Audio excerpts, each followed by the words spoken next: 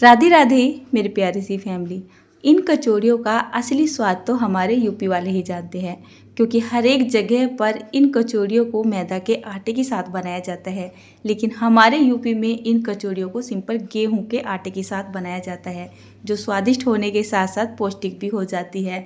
खासकर हमारे यहाँ पर ये छोटे मोटे त्योहार पर भी पहले से ही बनाई जाती है।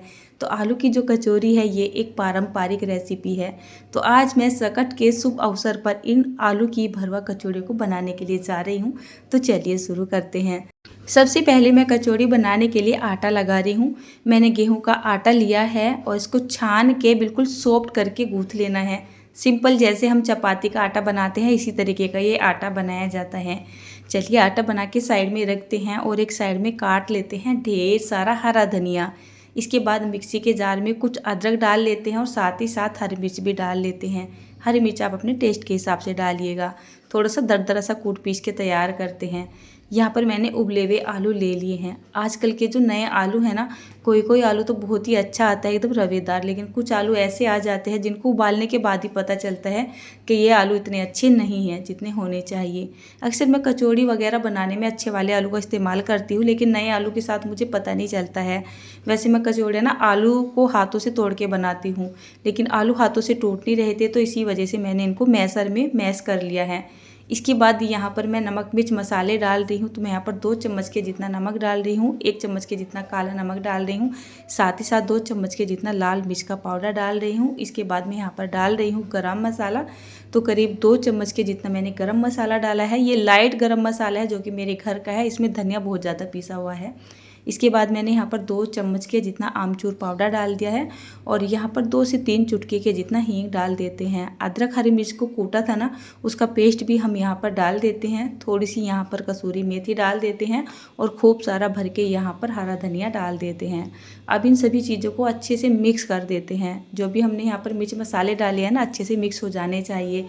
आज आपको ऐसा लग रहा होगा कि मैंने मिर्च मसाले डबल क्वांटिटी में डाले हैं, क्योंकि कचौड़ियाँ भी यहाँ पर डबल क्वांटिटी में बन रही है। करीब 10 से 12 जनों के लिए कचौड़ियाँ बन रही हैं और करीब करीब ये 2 किलो के जितने आलू थे जिनको मैंने उबाल रखा था। तो चलिए स्टफिंग तो तैयार हो चुकी है। एक बार आटे को दोबारा से गूँथ लेते हैं, एकदम इसको चिकना कर लेते हैं।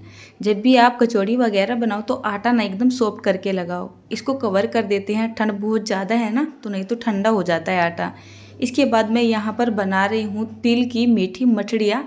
हमारे यहाँ पर सकट के त्यौहार में तिल की कोई ना कोई चीज़ ज़रूर से बनाई जाती है। इसकी सेपरेट रेसिपी अलग से दूंगी, नहीं तो वीडियो लंबी हो जाती है। मैंने इसके छोटे छोटे गोले बना लिए हैं। चकले के ऊपर थोड़ा सा तेल लगा लेते हैं और बेलन को भी हल्का सा चिकना कर लेते हैं। इसके बाद इस मरडी को हम इस तरीके से बेल लेंगे। इसको बहुत ज़्यादा पतला नहीं रखेंगे, इसकी थिकनेस हल्की सी मोटी ही रखेंगे। तो एक बार के बैच में करीब 4 मठलियाँ सीख के तैयार हो जाएंगी। तेल का टेम्परेचर जब लो टू मीडियम के बीच में रहेगा तब हमें इनको यहाँ पर डाल देना है। थोड़ी देर के लिए तो इनको छेड़ना नहीं है और उसके बाद इनको थोड़ा हल्के हाथों से चलाते हुए उलटते पलटते हुए सेक लेना है। तो जब तक हमारी ये मठड़ियाँ सिकती हैं, हम यहाँ पर कचौड़ी को भर के तैयार कर लेते हैं। जो ये तिल की मीठी मठड़ी है, इनको सीखने में थोड़ा ज़्यादा सा टाइम लगता है, करीब 6 से 7-8 मिनट लग जाती है। गैस का फ्लेम लो और मीडियम के बीच में करके इनको सेकना होता है। तो यहाँ पर कचौड़ी को भर के तैयार करते हैं। तो पहले तो नॉर्मल से साइज़ की एक पेड़ा बना लेते हैं। इसके बाद इसको थोड़ा सा बड़ा कर लेते हैं और इसके बाद इसमें स्टफिंग रखते हैं। तो जैसे भी आपके घर में स्टफिंग मतलब ज़्यादा कम खाई जाती हो, इतनी स्टफिंग रखिए। बीच सेंटर में रख के अंगूठे को एकदम बीच में रख के चारों तरफ से इस रोटी को उठाइए और बस बीच में लाके इसको फोल्ड कर दीजिए या फिर पैक कर दीजिए। इसके बाद इसके ऊपर थोड़ा सा तेल लगा लीजिए ताकि ये अच्छे से मतलब कि फ्लैट सी हो जाए, चिकनी सी हो जाए। इसके बाद इसको चकले के ऊपर रख के हल्के हल्के से हाथों से बेलन को चलाइए और इसको बड़ा कर लीजिए। सिंपली मुझे हाथ से कचौड़ियाँ बनाना ज़्यादा पसंद है, चकले से कचौड़ी बनाना बिल्कुल पसंद नहीं है। ये केवल मैंने आपको दिखाई है, मैं तो यहाँ पर केवल अपने हाथ से ही कचौड़ियाँ बनाऊँगी। अच्छा, यहाँ पर देखिए एक उपला तैयार कर रही हूँ क्योंकि इस पर तिल पटकाने हैं। 8 से 9 मिनट का टाइम हो चुका है। जो हमारी ये तिल की मीठी मट्ठियाँ हैं ये भी सिक के बिल्कुल तैयार हो चुकी हैं। अब यहाँ पर हम कचौड़ियों को बनाना शुरू करते हैं। जब भी आप कचौड़ी या फिर पूरी बनाओ, गेहूं के आटे की कचौड़ी या फिर पूरी बनाओ, तब आपको हमेशा तेल का टेम्परेचर एकदम हाई करके रखना है। गैस का फ्लेम भी एकदम हाई करके रखना है। और जैसे आप कचौड़ी को डाल दोगे, हल्के से हाथों से इसको चलाओगे और इसके ऊपर तेल को डालना शुरू कर दोगे। एक दो बार इसको उलट लोगे, पलट लोगे और कंटिन्यू इसके ऊपर तेल को डालते चले जाओगे तो दोनों ही तरफ से आपकी कचौड़ी का जो कलर और टेक्सचर है ना, बिल्कुल एक जैसा ही आता है। तो चलिए, स्टार्टिंग की कचौड़ी है, आपको मैं थोड़ा तोड़ के दिखा देती हूँ। देखिए क्या बढ़िया, क्या मस्त तो हमारी ये आलू की कचौड़ी बनकर तैयार हुई है। मैदा की कचौड़ी फेल है इसके सामने।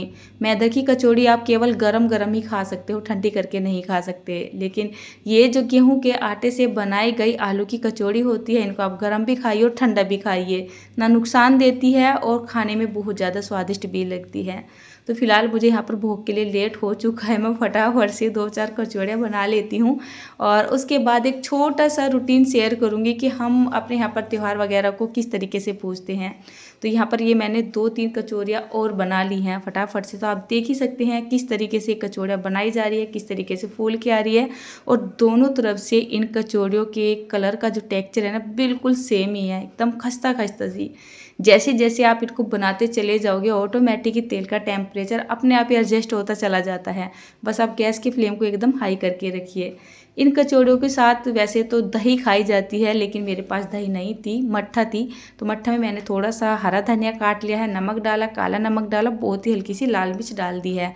साथ ही साथ मैं यहाँ पर ये रायता बूंदी डाल दी हूँ। रायता बूंदी मैंने घर पर ही बना रखी है, मैं बाज़ार की रायता बूंदी इस्तेमाल नहीं करती हूँ। हम इस रायते में तड़का नहीं लगाते हैं। आप जिस तरीके का रायता पसंद करते हैं अपने हिसाब से बना सकते हैं, सबका खाने का तरीका अलग अलग होता है। तो चलिए सकट की थाली लगा देते हैं। बहुत सिंपल सी होती है लेकिन टेस्टी बहुत होती है। तो यहाँ पे मैंने कचौड़ी रखी है, तिल मल्टी रखी है, तिल का लड्डू भी रख दिया है, रायता रख दिया है और यहाँ पर मैंने फटाफट से अपनी सकट भोग की थाली तो बना दी है। तो चलिए, भोग लगाने से पहले आज पहले इसका पूजन कर देती हूँ। हमारे यहाँ पर जो सकट पूजा जाता है तो उसको एकदम दरवाजे में पूजा जाता है, बोला जाता है देहली में पूजा जाता है, मतलब कि जो अपने दरवाजे की देहली होती है। तो यहीं पे मैंने ये भोग रख लिया है और एक दिया जलाया जाता है। तवे में मैंने यहाँ पर जो उपला जलाया था ना, उसको रख लिया है। इस पर ना तिल पटकाए जाते हैं। अब जब मैंने पूजना शुरू कर दिया और मैंने डब्बा देखा, डब्बा तो मैंने खाली कर दिया, मेरे घर में तिल भी नहीं थे। फिर सोचा चलिए मीठी मट्ठी का ही भोग लगा देती हूँ, तिल तो इसमें भी डाल रखे हैं। देखिए, सबके त्यौहार पूजने का तरीका अलग अलग होता है। हमारे यहाँ पे तो इसी तरीके से त्यौहार पूजे जाते हैं। वैसे मुझसे ज़्यादा पूजा पाठ करनी आती नहीं है, देखिए सही बात तो यह है।